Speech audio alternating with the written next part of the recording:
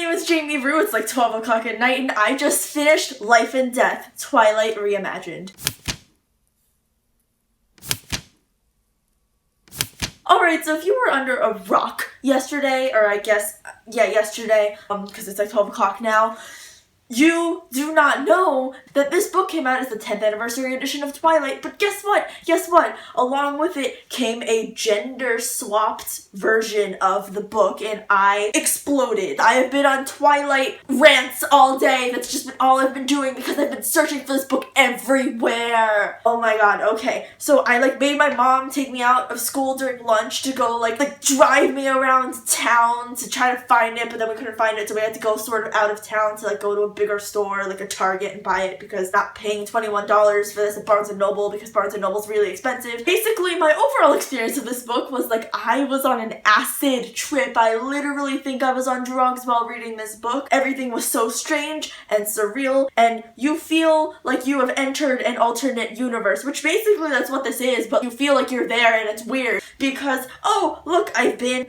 in this universe with Bella and Edward forever, and then suddenly it's like, no, you're not, because Bella is now a boy and Edward is a girl and everything is weird. Okay, so should you buy the freaking book? I think you should. I know that it's mostly just the names being rewritten, but here's the thing. Some of the writing has actually changed. Some of the plot lines have changed. The plot lines changing is the big thing, where it's if you are a hardcore Twilight fan, you really like Twilight. Actually, you might hate it if you super are opposed to change, but if you just want to see this new perspective where it's not even Twilight, it's not the characters aren't even the same, it's not Twilight, it's a weird... Stephenie Meyer wrote fan fiction of her own book, okay? If you want to read Stephenie Meyer's fan fiction of Twilight, buy the book. There are some moments that are hilarious and some moments that are strange. It is worth a read, in my opinion, if you like Twilight. If you don't like Twilight, maybe you'll like this one better, probably not, but read it.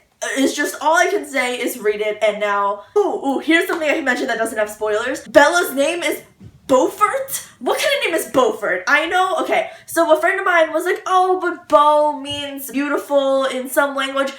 I don't care because his name is Beaufort. Whose name is Beaufort? I'm sorry if your name is Beaufort, but that's not a name that you hear every day, and you're just why would you not have chosen a more common name? Because now every single time I'm reading, I hear the name Beaufort, and I'm Beaufort. Just why? You could have chosen any name. You chose Beaufort. I don't know what you're doing with your life. So if you don't want spoilers for this book, I want you to leave. There are some plot changes that happen that if you're a Twilight fan, I don't want you to know about them because you need all the help you can get with this book. Trust me. Beau becomes a vampire! Oh my god. Okay.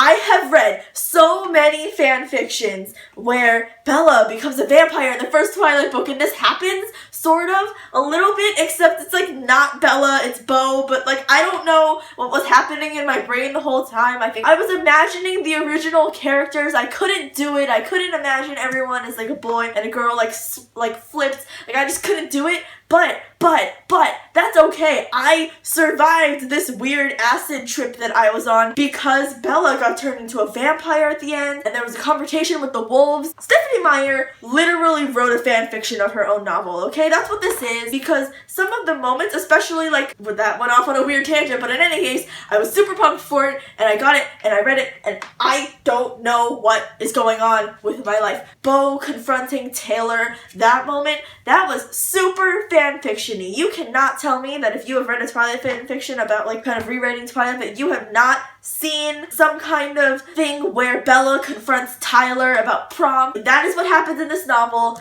and it's just fantastic, and I don't know what's going on with my life right now. Oh, okay. I really like the changes to the Volturi because I hated Arrow and I hated Caius, but I like that Marcus was kept because I kind of felt bad for Marcus all the time. My entire life right now, just feeling all of the feels. Also, Royal Hale? Why? Whose name is Royal? Why would you name anybody Royal? And also the description of skinhead for Archie. Stephenie Meyer, I don't think you know what a skinhead is. Please research what a skinhead is, because skinheads aren't what you think they are, I think. What was that one line that happened where it's like, maybe I smelled vinegar when they smelled coconut? I think Stephenie Meyer's writing might have gotten worse. Stephenie Meyer's writing was never the greatest. I'm not here making the claim that Stephenie Meyer was Jane Austen. I always thought it was decent, but I think it got worse, which is what happens when you don't write for a while. I get that.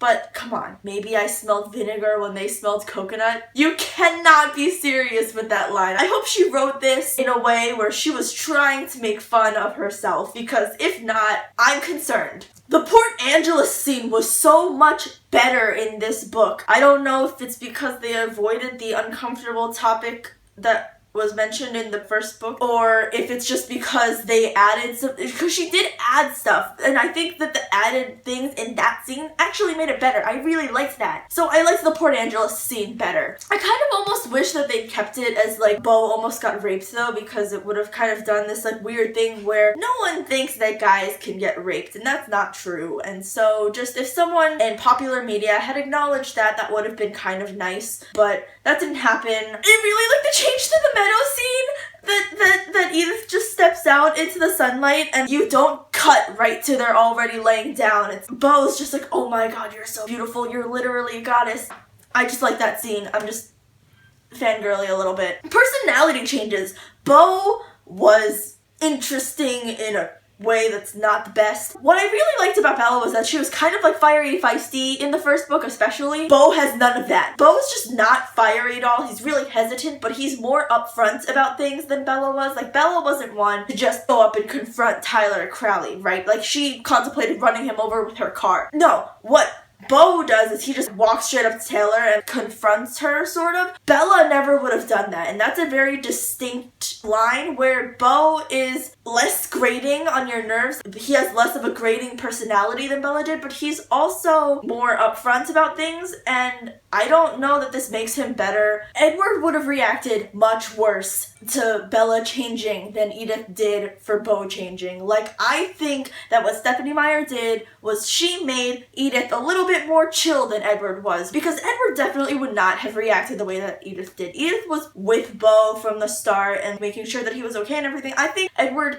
would have made sure that his family made sure that Bella was okay and kept his distance a little bit. So Edward wouldn't have done this, but throughout the book you see this where Edith is more low-strung than Edward was. She's less keyed up, and I think that's where Stephenie Meyer did this right. I think that she took these characters that we've known for a very, very long time and that they have very distinct personalities, and she tweaked them a little bit so that Beau is not a carbon copy of Bella and Edith is not a carbon copy of Edward. There are very distinct differences that make it clear that if you just change the names, some of the stuff would be like, oh, that doesn't work. There are problems and it's not the best executed and it reads very fan fiction like. Like I said, I've read several fan fictions that follow plot lines very similar to this, and that's not Stephenie Meyer's fault. It's of course a plot line that's been explored a lot by many, many, many fan fiction authors, but I liked what she did with this. I would have liked it better if it wasn't gender swapped, because that was so weird. Literally the whole time I was reading, I'm like, oh look, it's Bella talking. It's that line I really liked when she said it. No, it's Beau talking. It's this random guy who I just met who is this weird imposter person.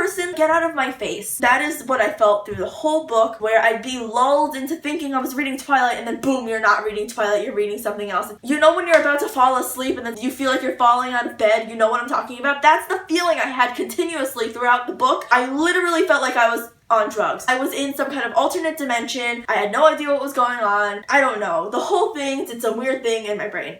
I kept getting Royal and Eleanor confused because Royal is kind of a name that can go with either a boy or a girl. It's kind of like a genderless name in my opinion, because it's not a name, it's an adjective. So I'd be like, is Royal the girl or is Royal the boy? Because I'm not remembering this correctly. What is going on in my brain? Wait, Eleanor is the girl. What?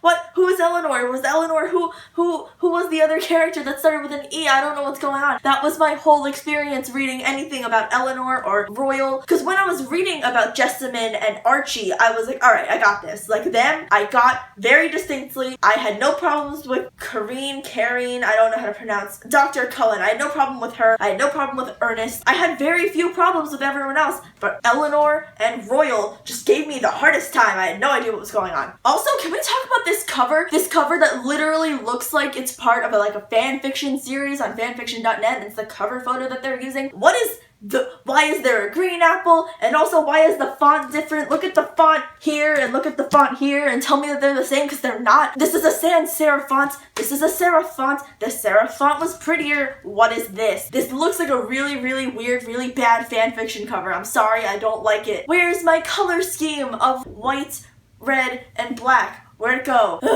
Alright, I'm sure there are points that I missed because I'm just so frazzled about having just read this book, but I'll have conversations with people in comments if you want to have conversations with me. This book was a trip. This book, I don't know. If you somehow got here without reading the book first, sorry, I spoiled everything for you. I warned you already. I would still go buy it because the way that she wrote it was not the best. It's not the best writing, and it's not even her best writing, but I think it's worth a shot. Think about it as like a really, really weird fan fiction that just so happens to be written by the same author. That's what I did.